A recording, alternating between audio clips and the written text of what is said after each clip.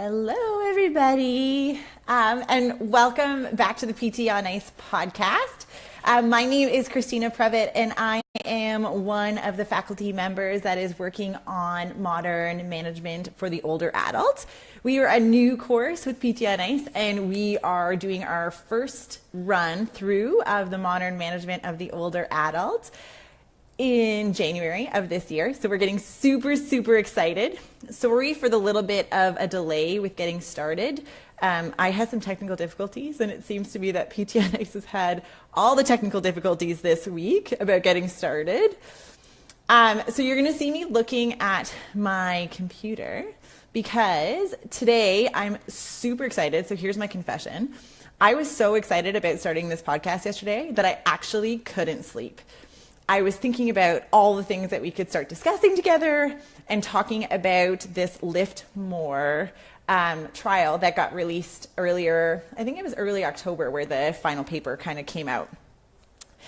So over the last couple of weeks, on Wednesdays, we have been talking about trying to map out where some of our older clients lie on this trajectory between aging well and aging successfully, and some of these clinical geriatric syndromes. So last time I was on here 2 weeks ago, I was talking about some of the literature in frailty and how we're starting to conceptualize frailty and why it's important.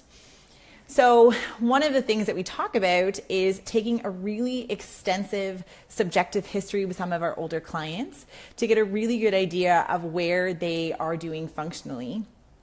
And obviously, as people get older, there tends to be a little bit more of an extensive past or current medical history that we need to take.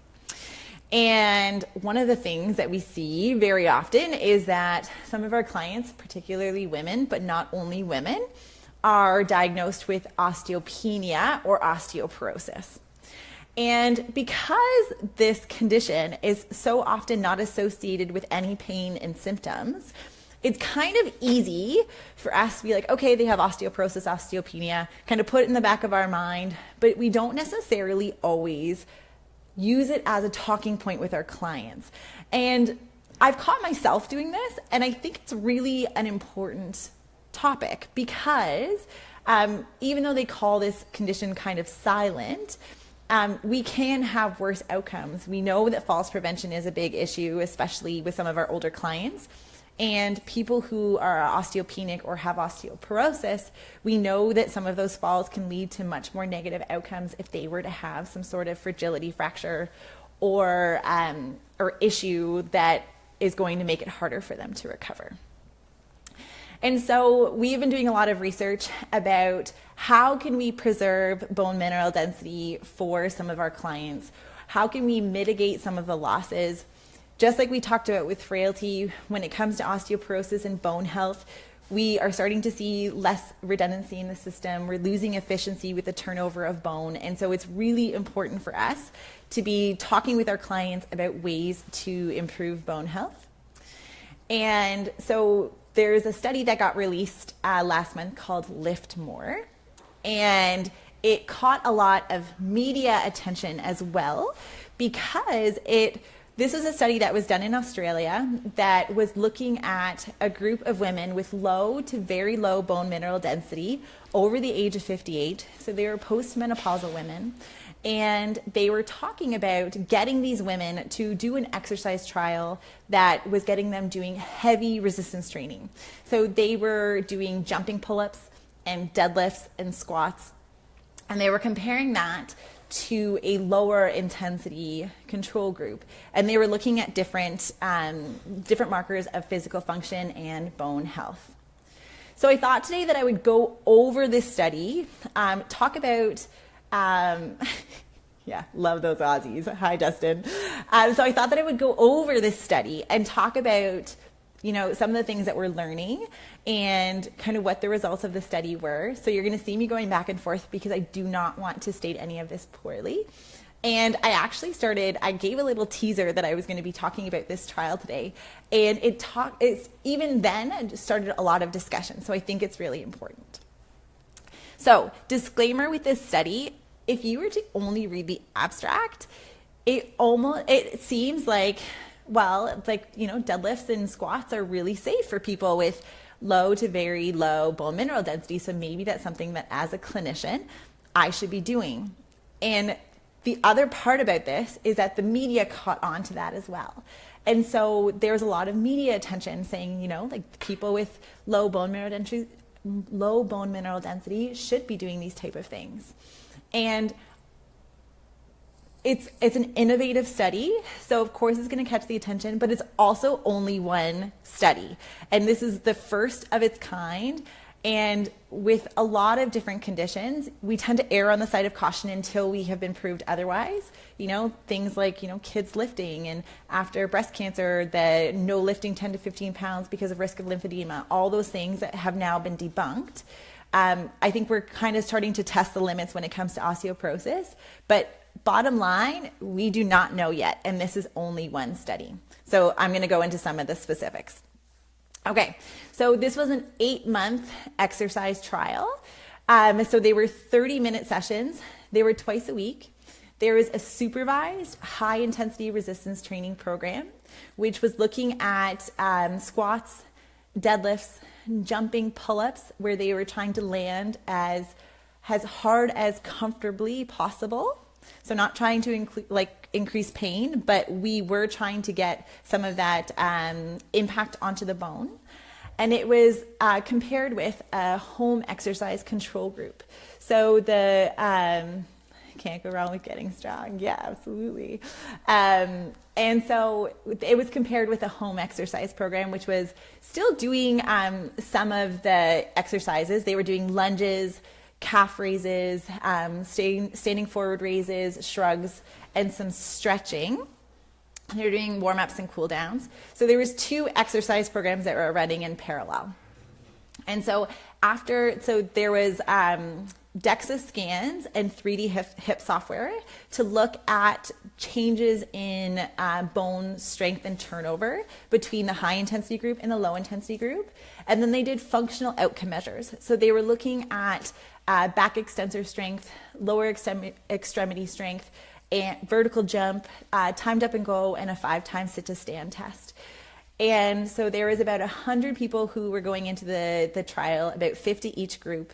And it was about half and half, where 50% of the group, I think it was 43% were osteoporotic. So they had a known diagnosis of osteoporosis in either the lumbar spine or the hip. And half of them were osteopenic. So they were in that intermediate stage. We're seeing lower than normal bone mineral density, but had yet to develop a diagnosis of osteoporosis. Okay, so they did an 8-month intervention. So they did baseline and they did 8-month follow-up.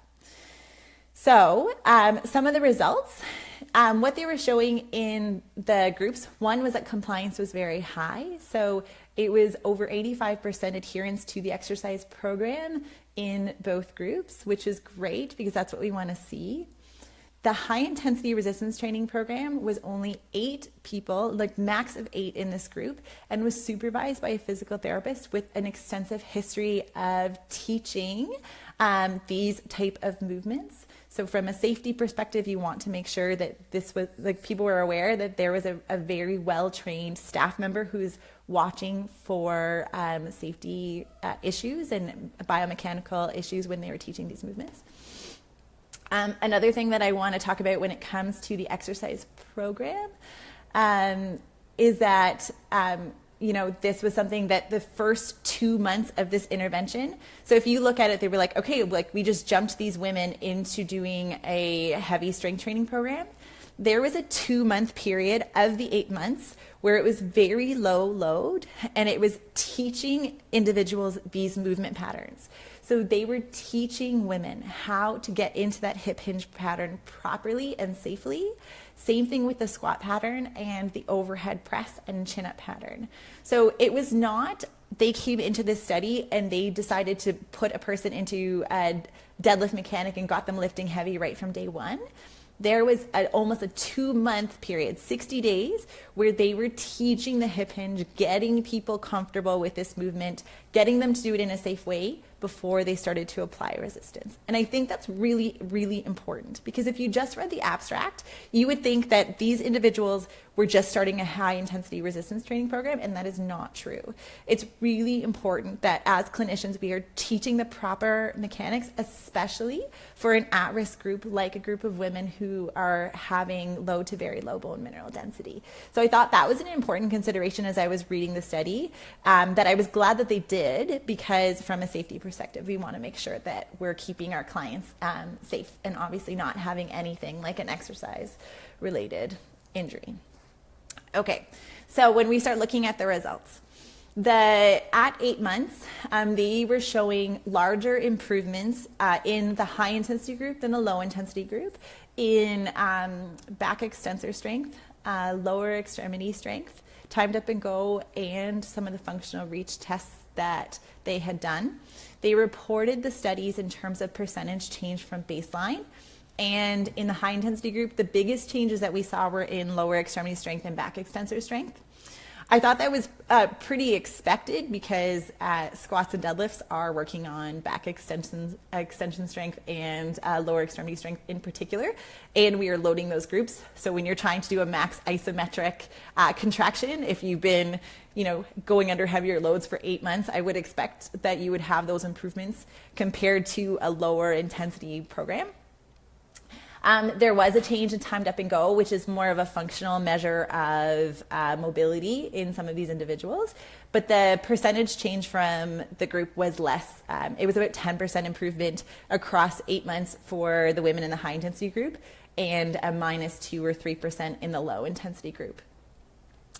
And then they also, they kind of made the argument that the back extensor strength was really important, because back extensor strength is inversely related with degree of kyphosis, which for some individuals, especially with osteoporosis, they can have that mechanical increase in thoracic kyphosis. So they were saying that, they were trying to make the argument that there is a good relationship there, and that's really important.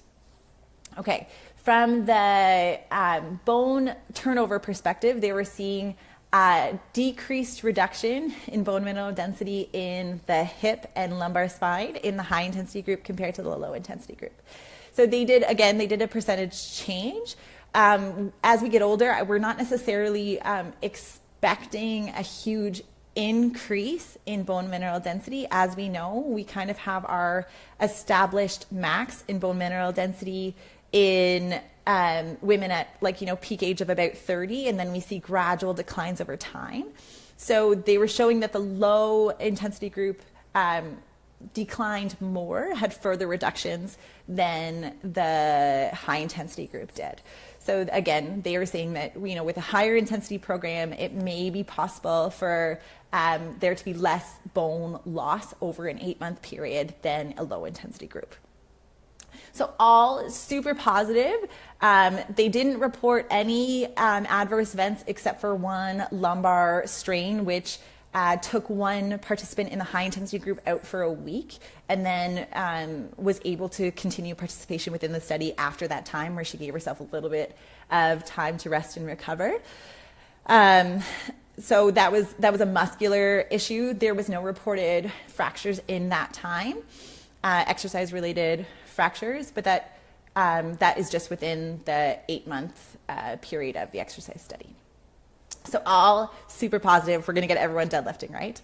And I now will completely check my own bias. I am a really big proponent of challenging our clients and making sure that we are doing that progressive overload concept that we use in strength and conditioning with our athletes, that we do the same thing as people progress across the lifespan. But there was some things that I think are really important to talk about with this study, and I've mentioned a couple of them. One is that this is just one study.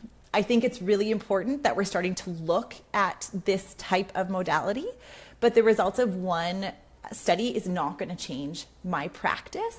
I do the hip hinge pattern with some of my clients who have osteoporosis and osteopenia, but just like in this study, there is a large curve for this where I am teaching proper lifting mechanics and I'm making sure that it is progressed in a safe way.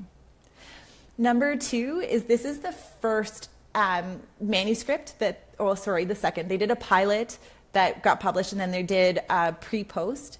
They haven't followed these individuals forward. And why I think this is important is that we don't know what the long-term ramifications of this program are. I'm hoping that they're going to be positive, and I'm not saying that they won't be. I'm just saying that we don't know. So we don't know if a year from now, if there's going to be different issues and complications. This is something that the group is still evaluating. And so the results are still pending on some of the long-term follow-up to this. So they did just the pre-post. The second thing, and Laura Giangregorio was a person who pointed this out to me, and she does osteoporosis research up here in Canada, so giving her a shout out, is that they didn't do x-rays. So they didn't do x-rays to see if there was any compression or fragility fractures that had happened as a result of this study. And I think that is one of the downsides, because we don't know if there was an injury that was silent, because as we know with osteoporosis, there can be silent compression fractures that happen. And so they didn't report on that. So I think that that's an important consideration. And then in the discussion for this study, they made the comment, and I completely agree, that their primary research objective was not safety. So safety was not their primary outcome here. It was feasibility and some of the physical outcome measures. And so because of that, it was underpowered to be able to expand on and make a comment to the safety of this exercise program. Not saying that this isn't going to be something that is going to be seen as safe down the road. I'm not saying that. What I'm saying is that we need to be careful with the results and what we are taking from a clinical application perspective from this one study. I'm really excited that we're seeing people challenging these at-risk groups. And I think that this is a really interesting study, and it's really important work. And I think a lot of people who are in the osteoporosis research circles would agree with me. But I think that we need to make sure that we're tempering our expectations of what this is going to mean for our clinical practice based on the results of one study that hasn't been replicated. So from a clinical bottom line, this is an example of something that from an exercise and from a health promotion perspective, clinicians can be starting to talk to some of their clients with osteoporosis about different methods and modalities to be working with their clients to mitigate some of the losses in bone mineral density and making sure that we're not seeing further decline in some of our clients' bone mineral density levels at the lumbar spine and the hip. It may be possible in a very controlled and supervised way to be challenging our clients with osteoporosis in these novel ways, these high intensity resistance training ways, which I think is super exciting. I think clinicians need to make sure that before they're starting a program like this, they have the necessary knowledge and skills and confidence in those skills to be teaching these type of movements with some of their at-risk clients, because the last thing we want is for somebody who's trying to change their life and encourage this level of physical activity to have a setback that is going to change their ideas and opinions about being able to exercise safely. And I think that we have to stay tuned for what is going to be coming out of this research group. And I'm sure another research group is going to try and replicate some of these findings and see what some of the follow-up to this study is going to be. As a clinician that works with individuals with osteopenia and osteoporosis, I do teach a hip hinge pattern.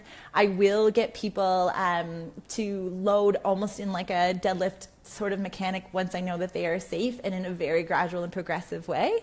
But I also tend to err on the side of caution in terms of loading.